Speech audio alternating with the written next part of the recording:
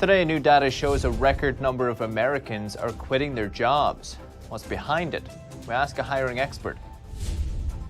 With a nationwide labor shortage, companies are rushing to add robots to assembly lines. A new report says robot orders are up nearly 40%.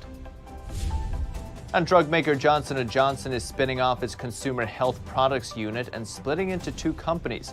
What's behind the move? That and much more coming up on NTD Business. Good evening. Great to have you with us. I'm Paul Graney. Rising inflation is weighing on the minds of American consumers. New data shows consumer sentiment dropping to its lowest reading in a decade in November. Consumers are worried that with inflation at a 30-year high and wages not keeping up, their purchasing power is being eroded. 1 in 4 consumers say inflation has caused their living standard to drop, with lower income and older consumers feeling the most impact. And after adjusting their income for inflation, half of all families expect their real income to be less next year. And inflation could be forcing Americans to quit their jobs in search of more pay.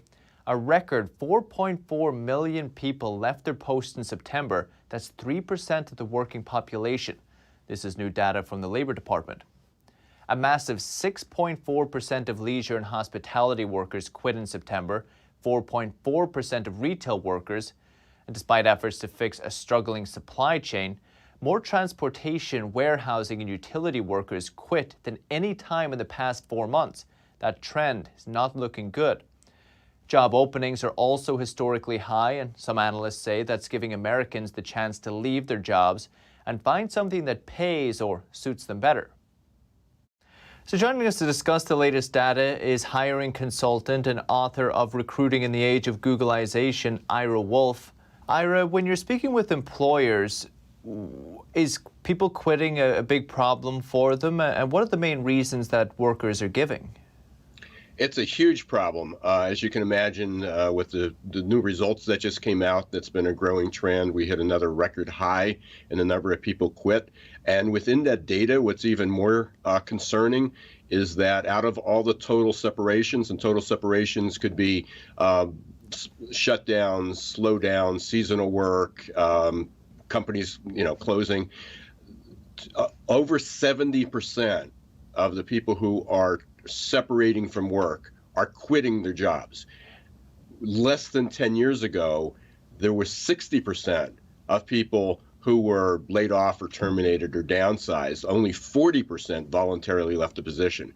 So it's 60% higher than it's been, and that's only now that's been a gradual change, but acutely over the last 2 years. So this is a problem that's decades in the making, let's say. We're not going to see it go away anytime soon or at all, you feel, the labor shortage? It's going to be a long time. One is we're talking about two things. People are quitting because there are other opportunities. They're leaving because they want better wages.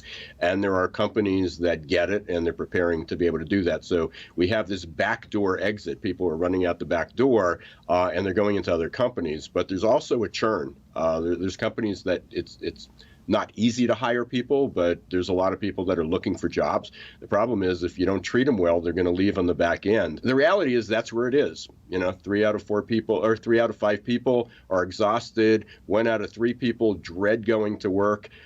Organizations that are creating a better employee experience, and that ranges from fair wages, they don't have to be the best, but fair wages, to opportunity, to understanding that workers want some flexibility, they do have a personal life, be able to deal with that. It's complicated, but it's got to be done, and without the labor shortage isn't going away. There's going to be a shortage of skilled labor for at least the next 10 to 15 years. And at the same time, if companies don't fix their cultures and create a better candidate experience, there's going to be a revolving door.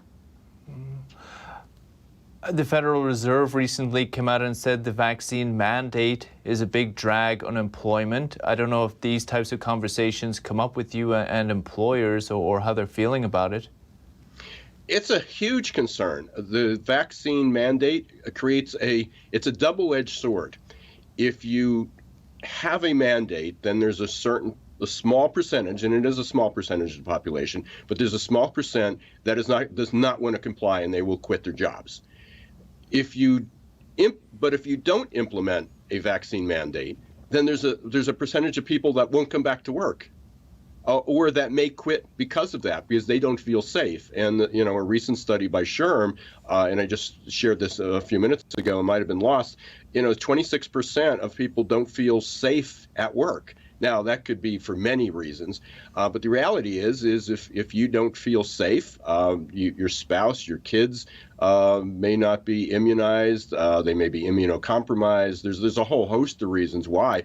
You just can't give people. So employers are really in the crosshairs. I mean, it's a catch-22. If we implement mandates, we can create a safer environment, but there's some people that are quit. And if we don't do it, then there's some people that won't come to work for us or may quit after that. The good news is for employers, the majority is in favor of mandates, but there is a very vocal, active group that is not. And you have to take a position one way or the other, but there's going to be fallout on both sides. Interesting. Ira Wolfe, appreciate it. Thank you so much. Thanks very much. Appreciate it.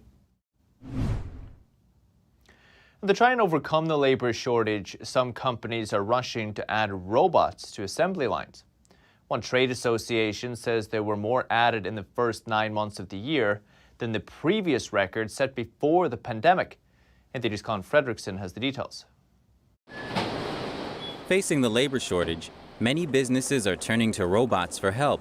The Association for Advancing Automation says factories and other industrial users ordered 29,000 robots in the first 9 months of this year. That's 37% more than during the same period last year. Tom Ryden is the executive director at Mass Robotics and works with companies across industries. He sees the most growth in warehouse automation. They're buying these autonomous mobile robots to be able to help move the goods in warehouses and help accelerate that process of picking and packaging. Robots are playing an increasing role in the industry, especially for repetitive tasks. Thomas Evans, the Chief Technology Officer with Honeywell Robotics, introduces its smart flexible depalletizer to help warehouses boost productivity and reduce potential injuries. This system is a robotic system that can put a pallet of product in front of it in cases and be able to visualize the product and then create a pick point of where a robot should repetitively go as it depalletizes that product and puts it on a conveyor so then it can be inducted into a distribution center. As for adopting robots on a larger scale, Ryden thinks it's important to get the acceptance and understanding of the current workforce. But if they believe that the robots are there to take their jobs, then there might be a problem. So really getting the workers to early on help both in the selection and the installation process, so that they know what the robots can do and what the robots can't do. Ryden also points out that although robots are very good at repetitive work, humans still perform better in certain areas. Colin Fredrickson, NTD News. Manufacturers are trying to build out domestic production after global factory disruptions and shipping challenges hurt business during the pandemic. But while the supply chain crunch isn't good for businesses or consumers, it's boosting profits for big shipping firms. German shipping giant Hapag-Lloyd is reporting a more than tenfold rise in profits. The net profit came in at $6.4 billion in the 9 months between January and September of this year. Company said the surge in profits came in the back of higher freight rates driven by high demand and scarce transport capacity. Freight costs jumped by 66% between January and September relative to the same period last year. And shipping delays are forcing manufacturers to reconsider how much inventory they stockpile. Now many are moving away from a just-in-time strategy to a just-in-case model. NTD's Michael Corder explains. Businesses are rethinking their old inventory strategies as they struggle with shortages and supply chain delays. I feel like every day is something new. There's another problem. There's another supply chain issue. And it's The just-in-time model has long been the standard. That means only the exact amount of inventory is delivered to meet demand, nothing extra. But since the pandemic hit, it hasn't worked out so well. The CEO of HM Manufacturing, Nicole Walter, says manufacturers of all sizes are dealing with the same problems. I've talked to my colleagues a lot. We've all been trying to figure out how we can help one another. And it just feels like we're just stuck. Supply chain expert Wesley Boyce at the University of Nebraska told me in an email that now many businesses are turning to a just-in-case strategy instead. That means stockpiling extra supplies to keep production flowing in case there's a shortage. He says storing the extra inventory increases cost, but it can cut down on delays. In the thick of the shortages, Walter says they are getting creative to keep goods flowing. Can we make our own sundries? Can we make our own bearings? Can we do something to kind of keep floating this through? Because right now, I have a lot of stuff that's just on my shelf. I can't get it out, and we're waiting. Boyce says the supply chain problems will eventually get corrected, and businesses will adjust their plans to be more prepared, just in case there's another disruption. Michael Corder, NTD News. And moving on to market news, Wall Street closed higher today, but all three major indexes closed the week lower, ending a 5-week winning streak. The Dow rose 179 points, about 0.5%. S&P 500 gained 34 points, about 0.7%. And the Nasdaq gained 157 points, about 1% today. In today's business news, Japanese car maker Subaru is entering the electric vehicle race with its first ever all-electric vehicle. It's named after the sun and earth. NTD's Faye Corder has more. Subaru has unveiled its first ever all-electric vehicle.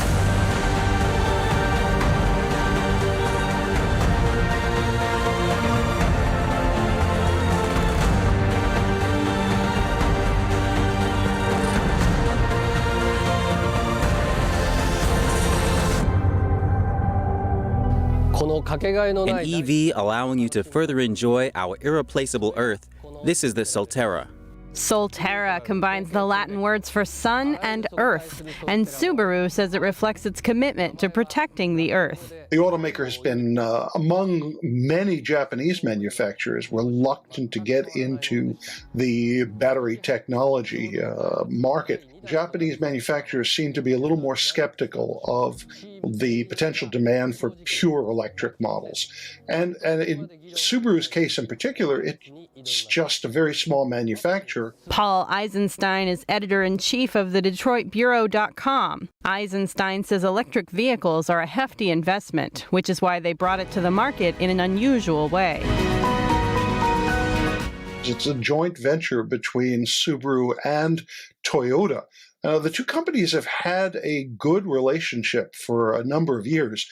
Toyota is the single largest investor in Subaru. And in this case, Toyota is handling a lot of the exterior design and production and so on. But the critical powertrain technology was largely developed by the Subaru side of the project. Eisenstein says Subaru has built a loyal following in North America. This is especially so in the snow belt. One of the things that I find interesting about the Solterra is they're putting an emphasis on its ability to go pretty much anywhere.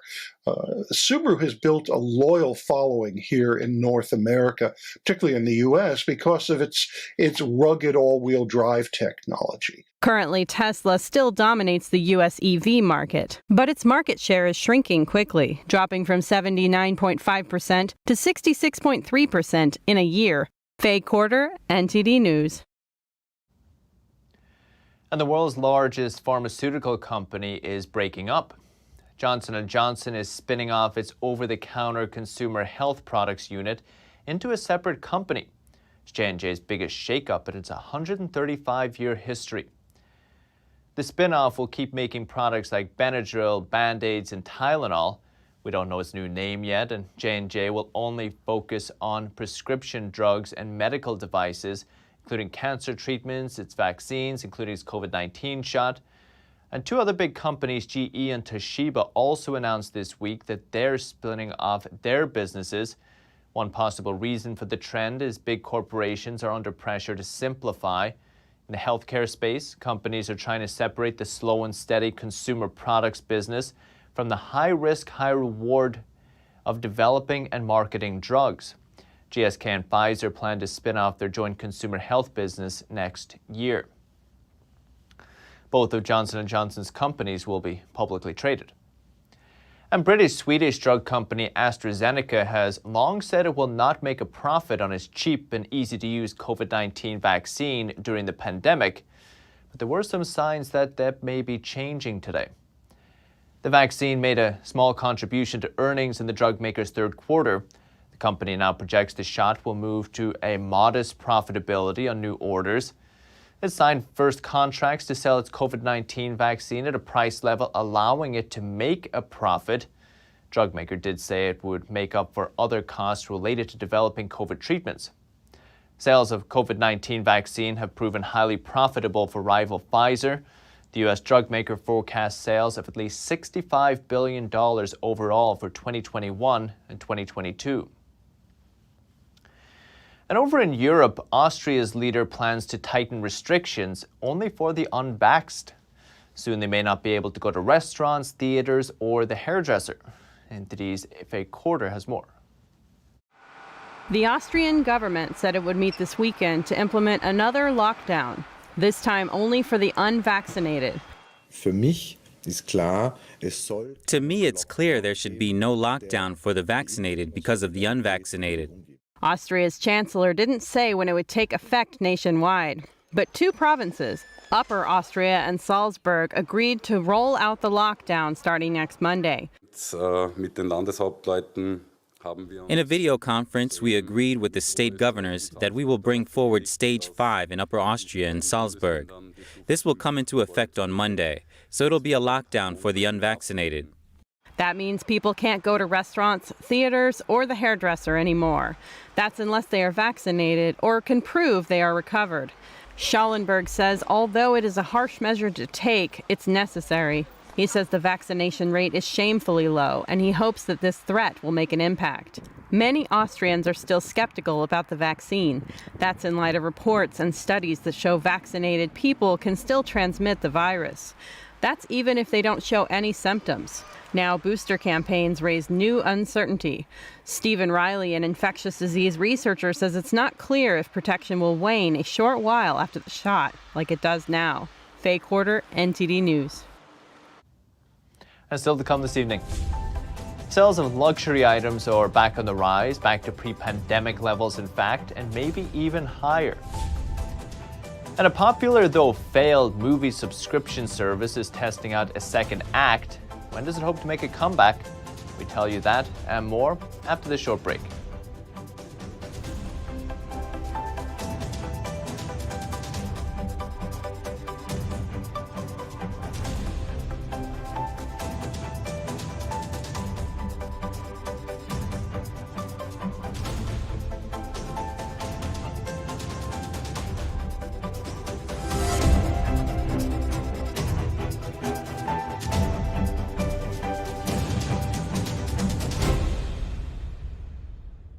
Hello, I'm Mike Lindell. Cancel culture has not only affected myself and MyPillow, but millions of you out there. Before all this started, I had already written in my memoir, I dedicate this book to anyone that's looking for hope. Well, right now, we're all looking for hope. I believe that my story is going to bring inspiration and hope to everyone. By the time you're done reading my book, you will believe that with God, all things are possible. To thank you all for your support, I'm offering some of my best prices ever on MyPillow products, including this exclusive bundle. You get my book and these 5 MyPillows. They all have beautiful scenes and verses from the Bible, such as Isaiah 41:10. Do not fear, for I am with you. This 6-pack bundle is regularly $219. Now it's just $99.98 and free shipping with your promo code. Go to mypillow.com and use the promo code on your screen or call the 1-800 number below. Thank you and God bless. You are not just watching a performance. You are witnessing a culture reborn. Now, you'll see what the modern world has never seen. China, before communism. Shen Yun 2021, live on stage. Coming to West Palm Beach, Fort Lauderdale, and Miami, November 8th through January 9th. Tickets at shenyun.com/SFL.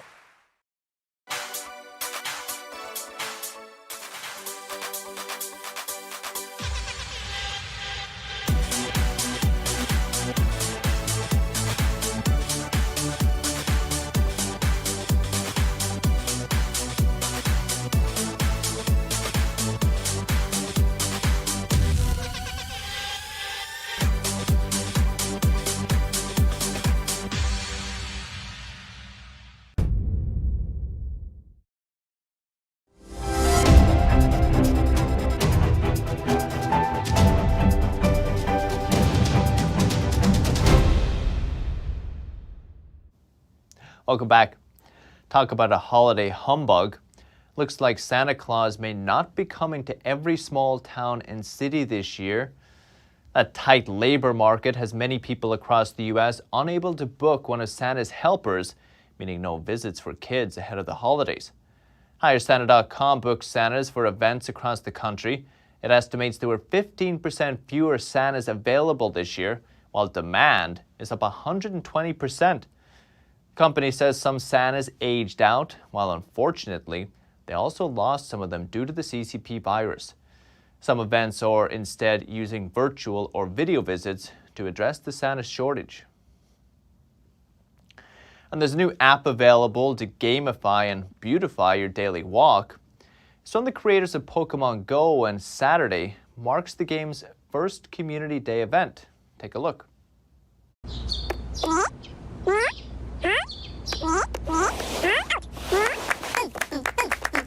We all know exercise is important, but Nintendo's tiny plant-like creatures known as Pikmin are here to make it more fun.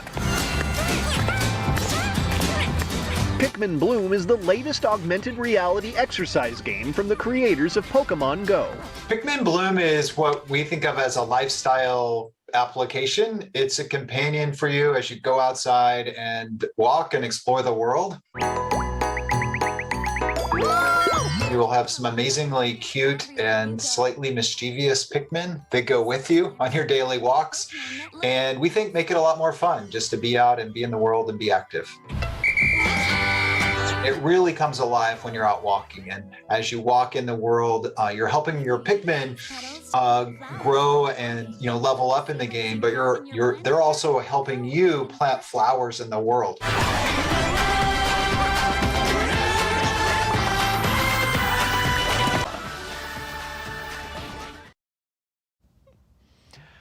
Remember Moviepass? The subscription service that took the movie industry by storm is trying to make a comeback.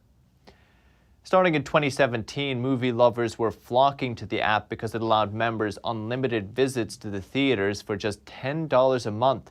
It grew to over 3 million subscribers at one point, but the business model was not sustainable as the company lost over $100 million in 2019, filing for bankruptcy shortly afterwards. The co-founder of Moviepass is trying to bring the company back to life, hoping to test out a new business model this busy holiday season. He says he plans to relaunch sometime in late 2022. And the luxury goods sector is piping hot. Items like luxury handbags and clothes are roaring back to higher than pre-pandemic levels. NTD's Phil Zoe has the story. Sales of personal luxury goods like handbags and high-end clothing are expected to reach over $300 billion this year. That's a 4% increase compared to 2019 before the pandemic. Huge lines outside of Chanel every day, so you can really see the demand there, and everyone's just buying everything, not only the bags, but other items as well. Strategy Director Nairi Zargarian at Interbrand says short supply is increasing the demand for luxury items. There's scarcity, so there's a scarcity mindset across different categories, and I think luxury brands are actually capitalizing on that because that's a huge part of being luxury is the scarcity piece. Eric Dahan is CEO at Open Influence, connecting big brands like Abercrombie and L'Oreal with social influencers who then promote the items to followers. For the luxury industry is figuring out how to get more relevant and reach younger audiences. A lot of their consumers are aging up and their customers are aging up, so it's really key for them to survive. Shoppers under the age of 40 are expected to make up over 60% of luxury purchases this year. And it's not just personal goods, but luxury homes too. In the Midwest, people with a net worth of over $5 million have been buying more properties. Just the sheer amount of wealth creation that's taken place in the upper bracket has been tremendous. And compared to 2019, that is 180% increase of luxury property ownership. Phil Zoe, NTD News. And that an Egyptian hat maker is keeping an industry and history alive in Cairo. He's one of the few remaining producers of Egypt's iconic felt hat. NTD's Andrew Thomas has the story. For nearly 45 years, Nasser Abdel Basset has been the proud maker of the felt hat that was once worn by Egypt's elite, employees, and students, the Fez. Located on an old Cairo street, Abdel Basset's workshop is among the very few remaining. I wish old times would come back. In past times, the fez was part of the uniform. Most of the people used to wear fezes. No one could go to school or a government institution without wearing it. The fez was abolished by our late president, Gamal Abdel Nasser, but he could not abolish the fez of religious clerics because that's a red line. The industry flourished during the rule of Muhammad Ali Pasha, an Ottoman army officer who seized power in Egypt in 1805. Wearing the fez was almost mandatory for the country's leading officials, public employees, and students, and was considered a sign of the wearer's stature and education. The difference is clear. This one is the one belonging to the era of King Farouk, and this one is worn by religious clerics. This one is for King Farouk, and there's the Ottoman one. The difference between both is 7 or 8 centimeters in width. When the country's military toppled Ali's ruling dynasty in 1952, the fez was abolished, because it was considered a symbol of the former ruling elite. Students, scholars, and Muslim religious clerics are now Basset's only clients. Andrew Thomas, NTD News. That's the latest business updates for this week. You can still catch NTD Evening News with Stephanie Cox. That's at 6:30 p.m. Eastern. For NTD Business, it's all for this week. Thank you for watching. Have a great weekend. We'll see you Monday.